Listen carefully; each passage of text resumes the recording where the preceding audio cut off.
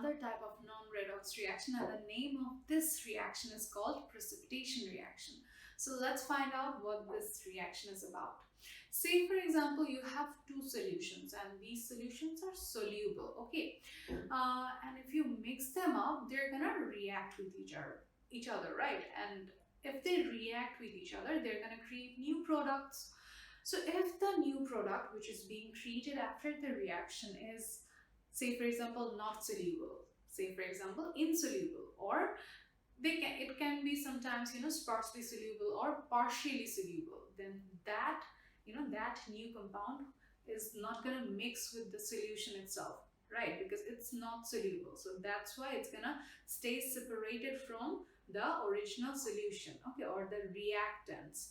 This means that that compound is gonna gather at the bottom of the container, which is in which the reaction is occurring or happening or taking place, whichever you wanna call it.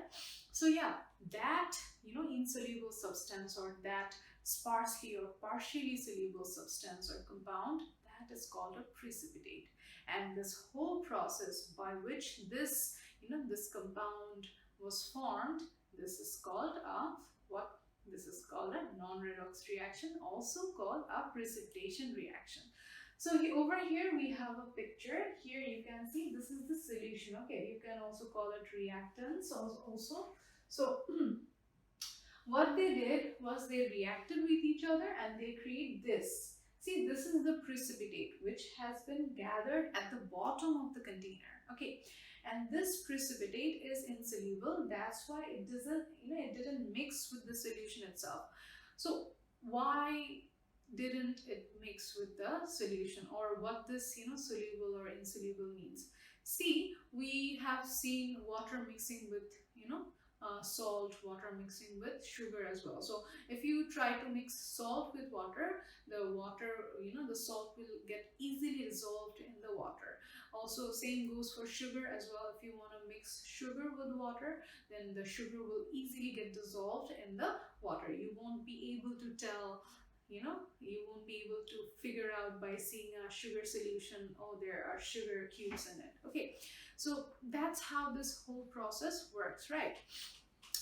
In this over here, what happens is this solution, in the solution we have a precipitate, right? And this precipitate is not soluble. So that's why you can tell, okay, it's not like sugar in water, or it's not like salt in water. Sugar and salt, they can, they get really easily mixed with the water because they are solvent, okay? They are, they're solutes actually, and they're solvent to water. They're easily soluble to water. Okay, but over here, the compound or the element we got, or the product we have found after this reaction, is not soluble. That's why it didn't mix with the solution itself, and that's why it precipitated. It gathered at the bottom of this container, and that's why this chemical reaction is a precipitation reaction. You can actually tell by seeing the precipitate. It will always gather at the bottom. Sometimes it gathers on the surface of the solution. Sometimes, usually it's gathered at the bottom because the precipitates usually are heavier than the solution material, or their density is heavier than the solution material, which causes it to gather at the bottom. Okay.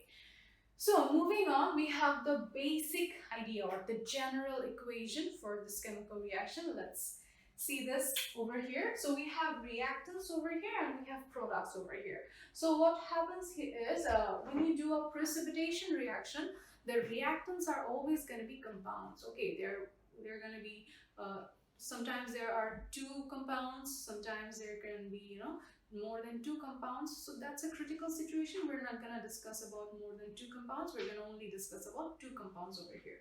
So here we have two compounds as the reactants, right? So here we have A and B together, that's a compound, and C and D together, that's a compound as well. And both of these are reactants because they're going to react and create products. So what happened over here is A used to be with D and C used to be with A used to be with B and C used to be with D, right? But what happened over here is B has been replaced with D. So B, D has taken B's place and B has taken D's place. So what we got here is two different compounds which are completely different from the previous compounds, but this, they have just, displaced each other. So this is called a precipitation reaction, and this over here, this is a downwards arrow. This means that this is a precipitate. Okay, this is precipitates are usually formed in solid form. That's why they gather at the bottom of the container. Yeah, that's how you can tell. So let's see a video which might help you to understand this whole process better.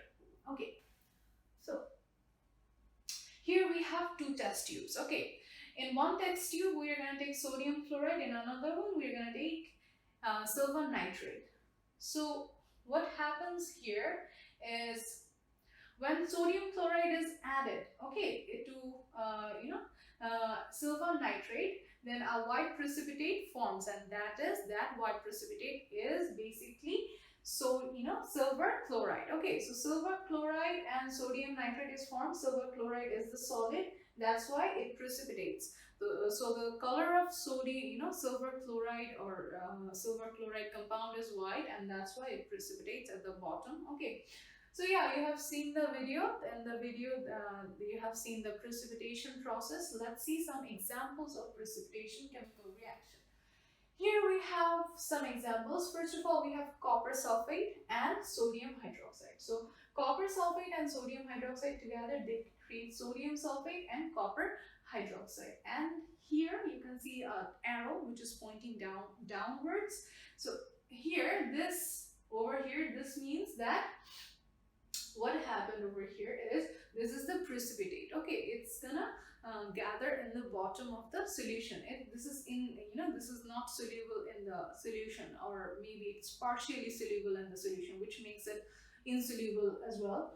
So over here we have sodium sulfate and strontium chloride together. They're gonna, this strontium sulfate, it's gonna precipitate. Then we have silver nitrate and sodium chloride, it's gonna precipitate.